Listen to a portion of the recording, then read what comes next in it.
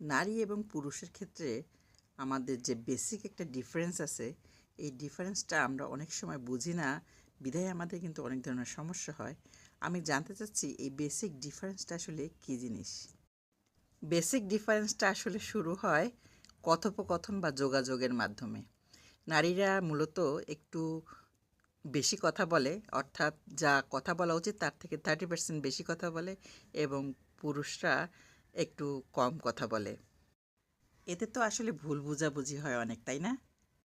হ্যাঁ, আসলে যখন পুরুষকে কিছু বলা হয় তখন পুরুষরা রেসপন্স কম করে, আর তখন নারী ভাবে যে আসলে তাকে পাত্তা দেয়া হচ্ছে না।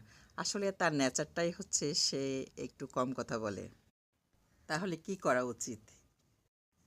পুরুষকে বুঝতে হবে এটা তার এক্সপ্রেশন। এখানে অভিযোগ না করে এটাকে অ্যাকসেপ্ট করে নেওয়াটাই একটা বুদ্ধিমানের কাজ। আর নারীর ক্ষেত্রেও তদ্রূপ। সাথে সাথে রেসপন্স যদি পুরুষের কাছ থেকে না পায়, তাহলে তাকে বুঝতে হবে যে এটা তার এক্সপ্রেশন, এবং দুজন দুজনকে যদি এভাবে বুঝতে পারে তাহলে অনেকগুলো সমস্যা এড়িয়ে চলা সম্ভব বলে আমি মনে করি।